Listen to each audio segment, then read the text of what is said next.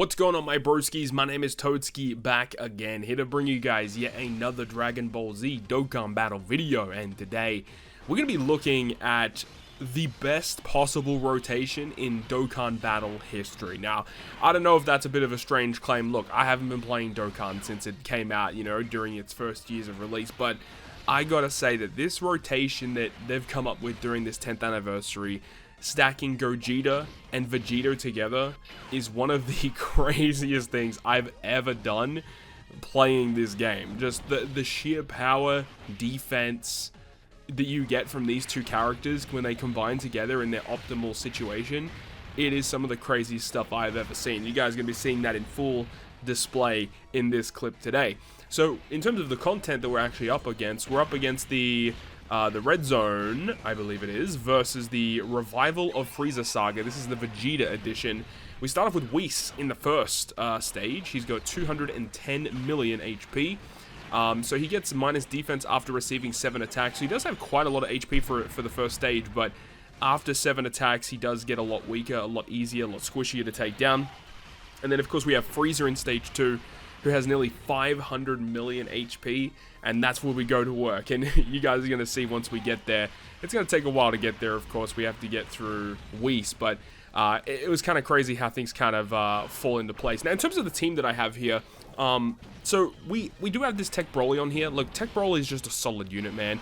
As technically what I've been doing is just been using Tech Broly and Beast Gohan on my squads just to have like them on each of the rotations. Because look, the new units that came out for the anniversary, talking like Tech Vegito and AGL Gogeta, they're not the best slot 1, right? Like, I guess we can all kind of like say that, right? It's not dissing the unit by saying they're not good in slot 1. There's plenty of top tier units that aren't good in slot 1. But having those key units on your team that are good for slot 1 are obviously going to be massive assets to any team. And Beast Gohan and Tech Broly being able to be ran on this Vegito team makes a big difference. It really, really does. Of course, with Beast being able to do what he does, he just tanks everything. He's just so good. And then Tech Broly, man, I mean, of course, when he transforms, he doesn't really do crazy damage for me. Look, mine is only at 55%, so it is what it is. My Beast Gohan does have at least 1 dupe in him. He's got 1 dupe. I really wish I was able to pull a dupe of Tech Broly just to get him a little bit more powerful, but it is what it is. He's still able to provide a lot of really, really good stuff as well. But it is what it is. But having those key units on the squad, it really, really helps for sure, because it just adds that extra layer of flexibility, just knowing that you're going to be okay in slot 1, or at least, you should be able to tank relatively well in slot 1 with those units. Definitely frees things up in terms of the other units, which, as you can see here, we're using Super Saiyan 2 Gohan. I do want to also get around to making a dedicated video for him, because he's got a pretty interesting team, being just full power. Full power's got a pretty good array of units, so I think he'd be kind of fun to use. And I wish I was able to get some dupes into this guy too, because I feel like at 55%, Gohan is just kind of okay. He definitely, like, even though he does like a ton of super attacks, it does feel like he does like lack a lot of damage. Gohan doesn't get really that great until you get deeper into the fight. I believe it's on his 3rd appearance, so it's not like his whole passive, the way it works is based on, like, from the turn that he appears, not like the Tech Gogeta or the Tech Vegeta or the AGL Gogeta, where they're just from start of battle. Gohan actually has to appear before his turns start counting, which means that you have to go quite deep into a battle before you get his kit to like be fully realized. And of course, I think it's like after his 3rd appearance, or maybe it's even his 4th appearance, he gets the guaranteed crits and all that. He loses all of the super attack additionals, but he gains guaranteed crits, which is a pretty big deal. Gohan, by the way, does stack like his attack and defense, I believe it is, every time he attacks. So that makes a big difference, because you can start the battle, he does a ton of super attacks over and over again. You stack him up, and by the time he is ready to do guaranteed crits, he's going to be relatively built up, and he'll be good.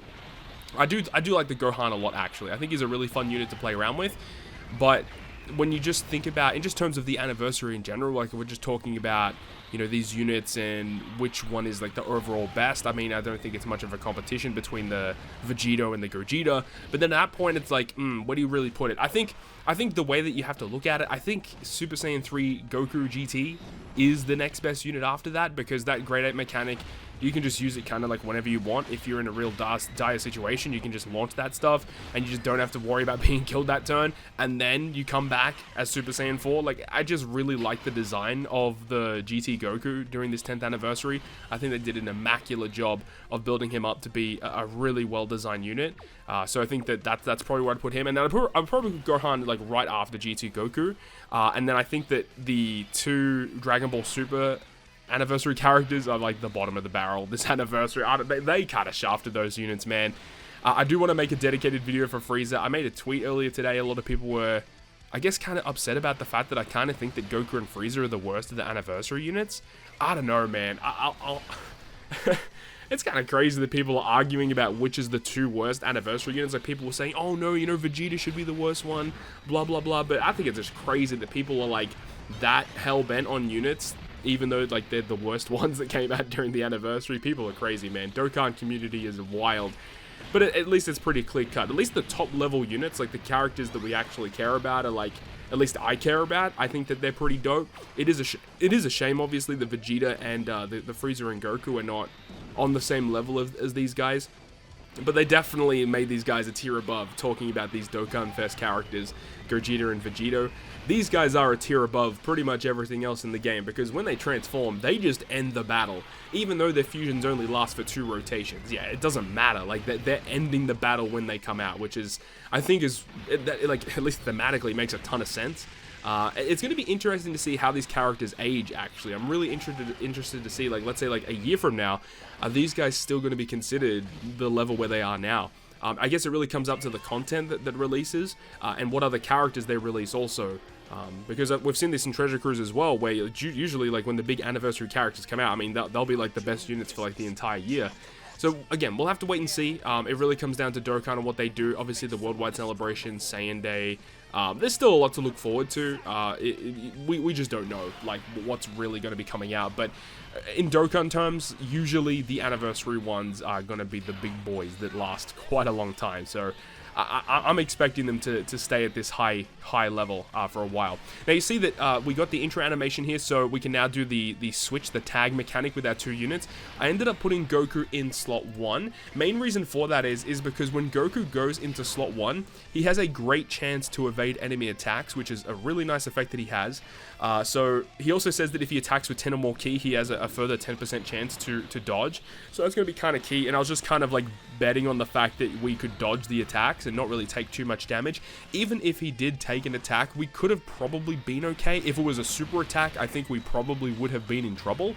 But luckily for us, he did provide the dodge, which was quite good. The main reason why I ended up doing this is because I wanted to build that rotation eventually, because I wanted to perform the fusions when we went to the second stage against Frieza. So my plan is, you know, we could go ahead and kill Whis, but I didn't want to kill on this turn. Obviously, I wanted him to stay alive so that I could move on to the next turn and you know, obviously go on with that, you know, make it so that when we move into Frieza, we can then perform the fusions and hopefully kill in 1 turn. That's the whole goal of what I was trying to set out to do here.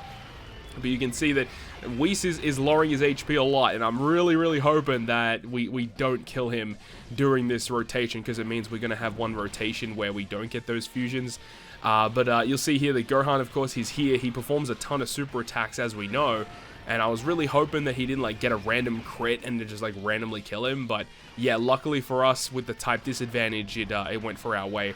I do think that, you know, Gohan, he just feels a little weak at times. And again, mine's only at 55%. I do have pretty decent link investments. They're not all link level 10, but they're relatively close, so they have good link investments. But it definitely feels like, I don't know, Gohan just feels like he lacks a little bit of damage. And I can't remember exactly. This is like rotation turn 5.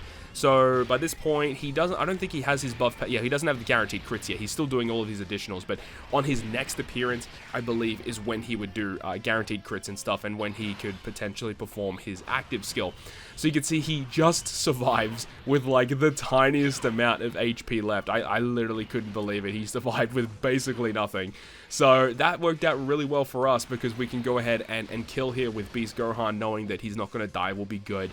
Which means we can move in now against Frieza, and we can perform our fusions. Now, as I mentioned at the start of the video, Frieza in Stage 2 has 490 million, so just shy of 500 million HP.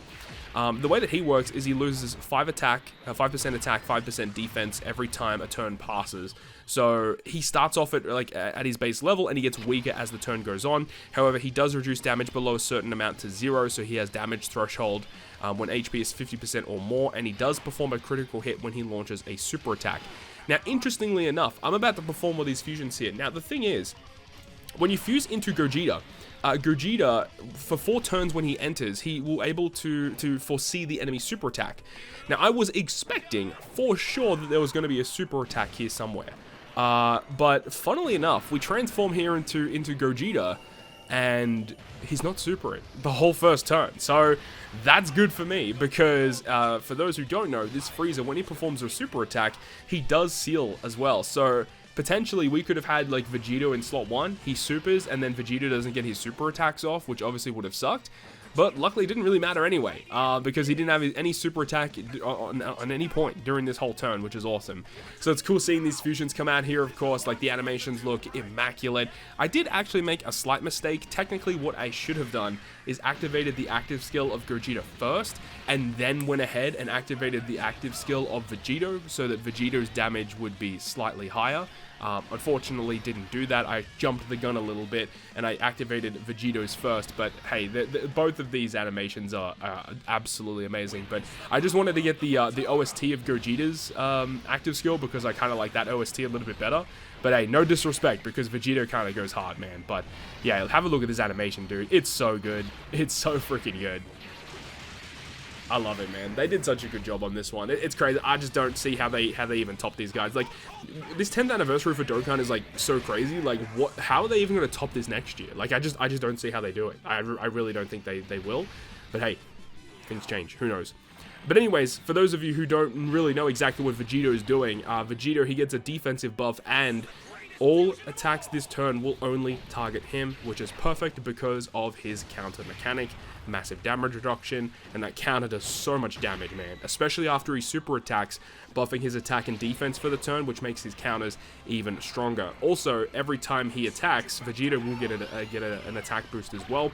And of course, Gogeta, with his active skill, which has a fantastic animation, does a ton of damage and buffs all allies, attack and defense, for the turn by 54%, attacks effective against all types for 1 turn, self-excluded, and then AGL key spheres become rainbow. So we have a lot of orbs here, and we also have Gotenks, which I didn't even mention in this video as well, but I gotta shout out my boy Gotenks because he's such a good character. And then we go to town. So again, we entered this rotation with Frieza at full HP. How much damage are we able to do in 1 turn? Well, you guys are about to find out. Unfortunately, though, you do have to kill Frieza with a super attack. So we unfortunately do fall short in that regard, because you have to kill with a super attack, and we get right there, but you guys will see it. We end the video very, very cool, as you guys will see in the next rotation anyway. It's going to be a really nice one, but I'll leave you guys with this. You guys can watch the rest of the animations here of us absolutely destroying Frieza in this rotation. But I really hope you guys enjoyed this video, and if you did, make sure to go ahead and leave a like, and if you want to stay up to date with all the content I post, including more Dokkan Battle content, make sure to hit the subscribe button down below. On that, guys, I'll see you guys within the next video.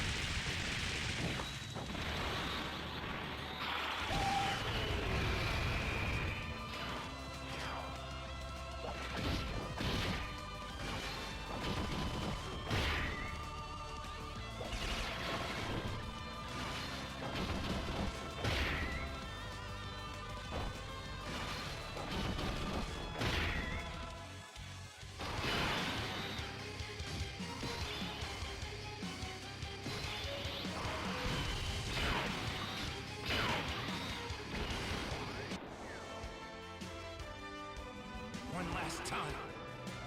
Show me the power we made together. Right.